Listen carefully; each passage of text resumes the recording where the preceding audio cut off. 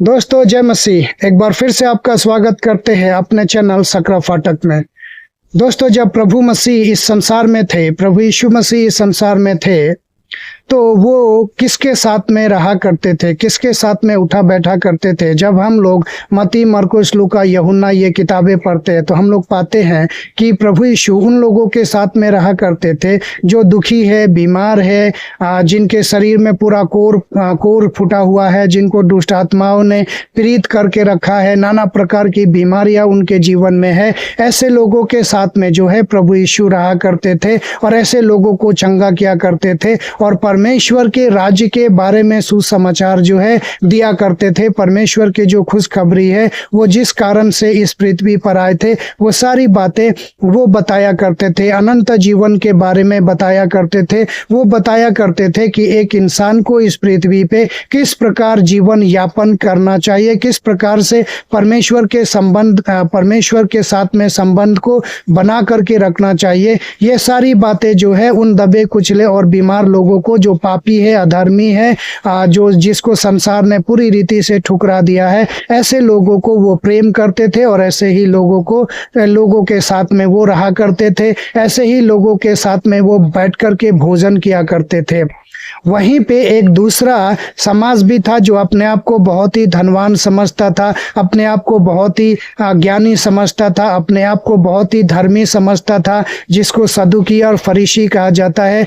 ये सदुकी और फरीसी लोग जो है परमेश्वर से जलन करते थे, क्योंकि परमेश्वर प्रभु यीशु जो है ऐसे लोगों के साथ में रहा करता था जो पापी है, अधर्मी है। सदुकी और फरीसी इन पापी लोगों के साथ में, इन अधर्मी लोगों के साथ में, इन बीमार लोगों के साथ में किसी भी प्रकार का लेन देन या किसी भी प्रकार का कोई भी संबंध जो है रखना नहीं चाहते थे। ये लोग इनको बहुत ही तुच्छ समझा करते थे। मगर वो लोग देखते थे कि प्रभु यीशु ऐसे ही लोगों के साथ में रहते थे। इनमें से बहुत सारे लोग थे, सदुकी और फरीसी में से बहुत सारे लोग थे जो उनके चेलों से या और भी जो अनुयायी थे उनसे पूछा करते थे कि तुम्हारा गुरु जो है पापियों के साथ में क्यों उठता बैठता है, पापियों के साथ में क्यों खाता पीता है।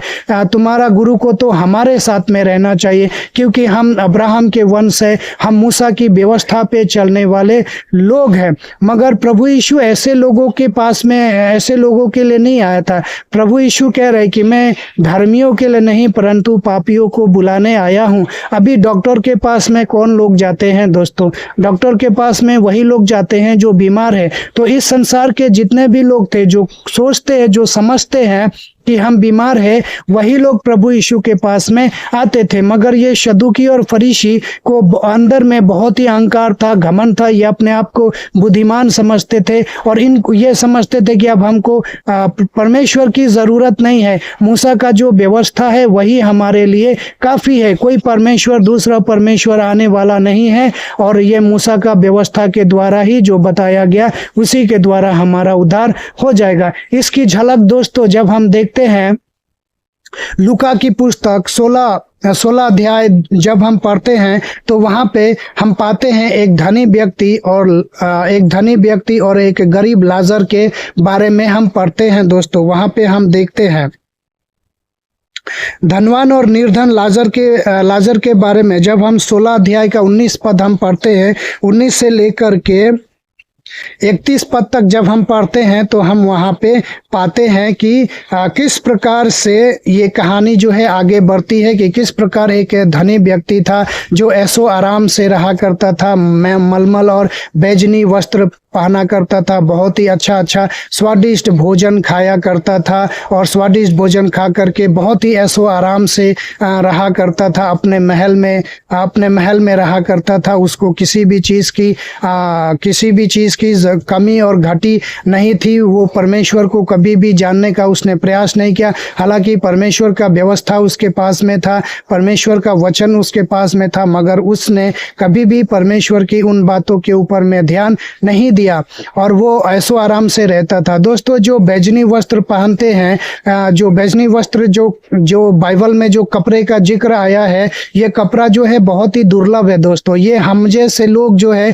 कभी भी इस कपड़े को को पहन नहीं सकते, क्योंकि इस कपड़े को बनाने के लिए बहुत ही अधिक कठिन परिश्रम करना पड़ता है और ये बहुत ही अधिक कीमती होता है। ये कपड़े केवल वही पहनते हैं जो बहुत ही धनवान होते हैं, बहुत ही शक्तिशाली राजा होते हैं, वही लोग इस प्रकार के कपड़े जो है पहन सकते हैं। मलमल और बैजनी कपड़े जो है केवल और केवल धनवान व्यक्ति ही पहन सकते हैं। हम जैसे लोग जो है कभी भी ऐसे कपड़े की कल्पना नहीं कर सकते, क्योंकि हमारे पास में उतना धन नहीं है कि हम ऐसे कपड़े पहन सके। मगर ये व्यक्ति जो है बहुत ही धनवान था, इसलिए वो बैजनी वस्त्र और मलमल के कपड़े पहना करता था। अगर इस कपड़े की बनावट के बारे में अगर सोचे तो दोस्तों, आप लोग ने घोंगा नाम के वस्तु के बारे में सुना होगा, जो समंदर में पाया जाता है। इसको क्या किया जाता है, इकट्ठा किया जाता है और इसको कूटा जाता है, और कूट करके उसके अंदर में एक तरल पदार्थ पाया जाता है। इसको निकाल करके उसी तरल पदार्थ से, घोंगे के अंदर में जो तरल पदार्थ होता है,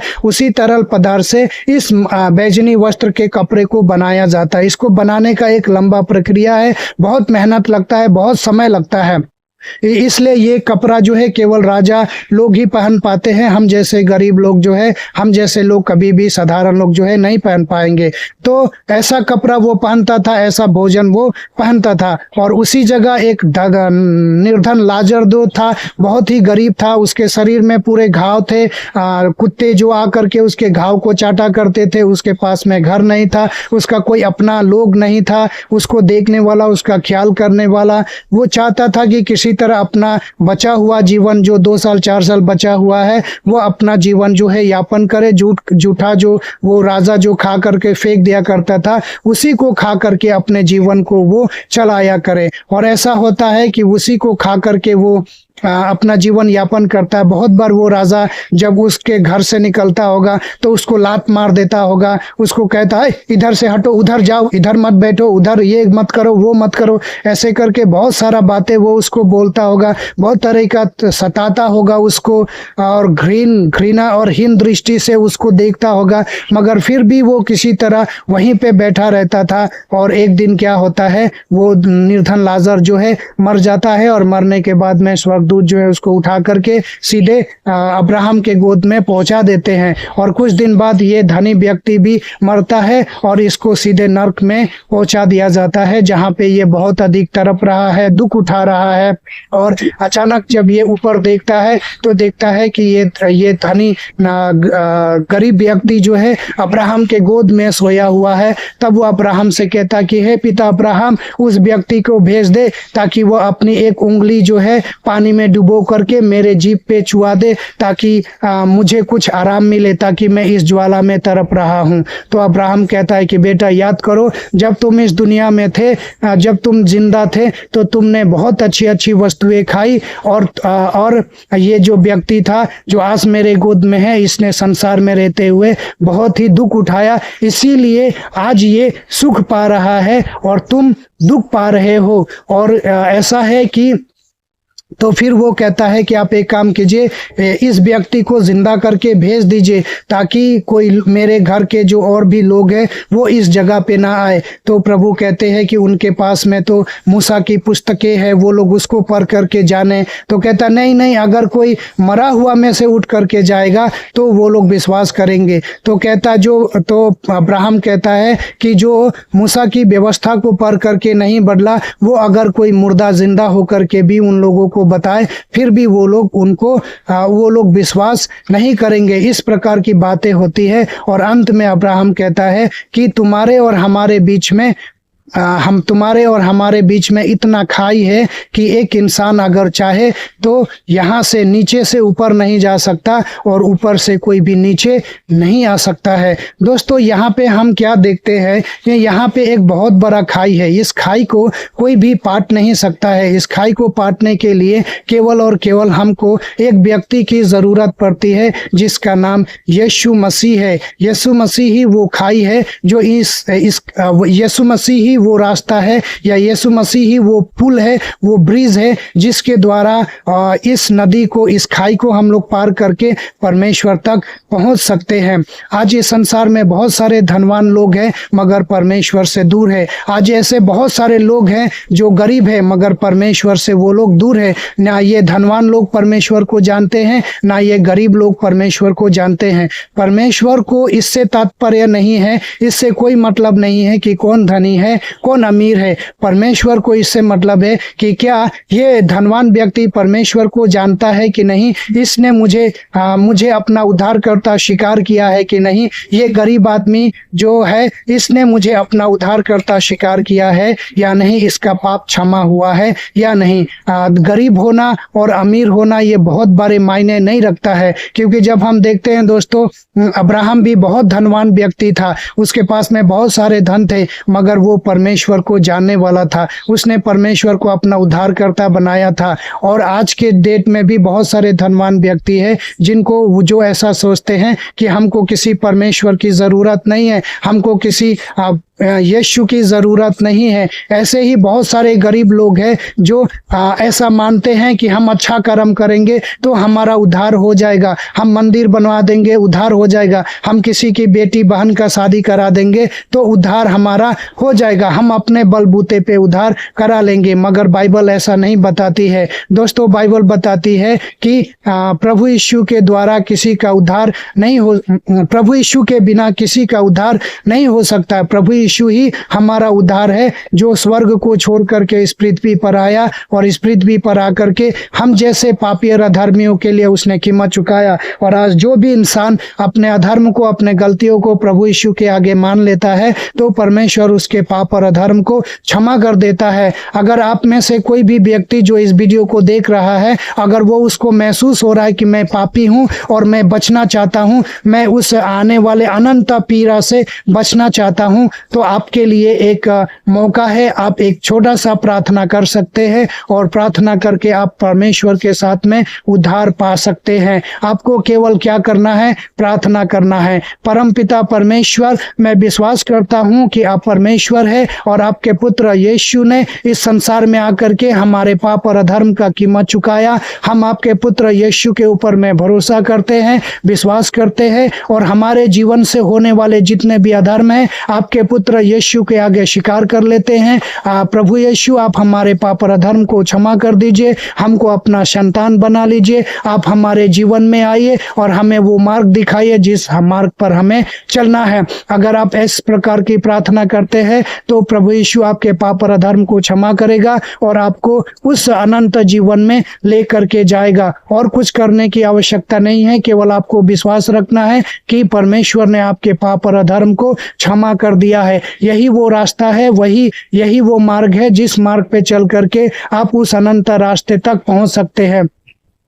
दोस्तों, यहाँ पे हम दो चीज देखते हैं। यहाँ पे हम देखते हैं कि वो धनी व्यक्ति जो है दुख पा रहा है। इस दुख का अंत कभी भी होने वाला नहीं है। और एक जगह पे हम देखते हैं कि वो जो गरीब आदमी था वो अब्राहम के गोद में है, वो आनंद कर रहा है और उसका आनंद उससे कोई छीनेगा नहीं और कोई चुराएगा नहीं, क्योंकि परमेश्वर कहता है कि जब जिसको मैं जो आनंद दूंगा, जो अनंत जीवन दूंगा, उसको उस अनंत जीवन को कोई भी छीन नहीं सकता है। तो आप क्या करेंगे दोस्तों? आप अनंत जीवन को चुनेंगे या फिर अनंत मृत्यु को चुनेंगे? यहाँ पे दो बातें परमेश्वर ने आपके समक्ष रख दी है इस कहानी के द्वारा कि आप किसका चुनाव करेंगे और किस तरफ में रहेंगे। अगर आप परमेश्वर का इनकार करते हैं, प्रभु यीशु का इनकार करते हैं, तो अनंत पीड़ा जो है आपके भाग में होगा। अगर आप प्रभु यीशु को अपना परमेश्वर स्वीकार कर लेते हैं तो अनंत जीवन जो है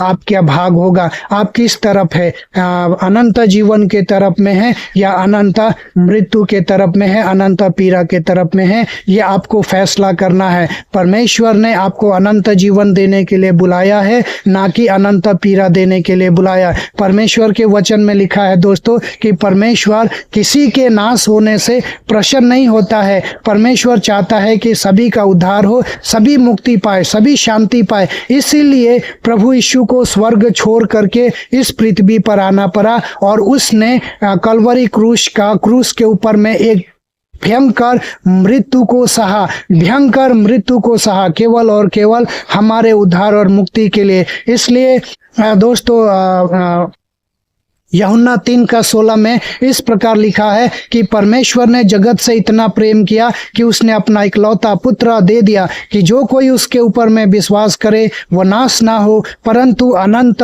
जीवन पाए। चाहे वो कोई भी क्यों ना हो दोस्तों, चाहे वो गरीब हो, चाहे वो अमीर हो, चाहे वो गोरा हो, चाहे वो काला हो, चाहे वो अंधा हो, चाहे वो लंगड़ा हो, चाहे वो लूला हो, चाहे वो बहरा हो, कैसा भी क्यों ना हो, अगर वो परमेश्वर के पास में आता है तो परमेश्वर कहता है कि मैं तुम्हें गले लगा लूंगा। परमेश्वर कहता है कि आओ हम आपस में वाद विवाद करें, तुम्हारे पाप चाहे खून जैसे लाल क्यों ना हो धो करके कोरे कागज की तरह बना दिया जाएगा। ये परमेश्वर की प्रतिज्ञा है आपके लिए और हमारे लिए। कोई भी इंसान क्यों ना हो, चाहे वो अमेरिका का हो, चाहे जापान का हो, चाहे भारत का हो, कहीं का भी क्यों ना हो, अगर वो महसूस करता है कि मैंने पाप किया है, मैं पापी हूं, तो आपको केवल प्रभु यीशु के पास में आकर के अपने अधर्म को स्वीकार करना है। प्रभु यीशु आपके पाप को क्षमा करेगा और आपको अनंत जीवन का अधिकारी बना देगा। आप अनंत जीवन का अधिकारी हो जाएंगे। तो दोस्तों उम्मीद है इस वीडियो के द्वारा परमेश्वर ने आपको आशीष किया है दोस्तों,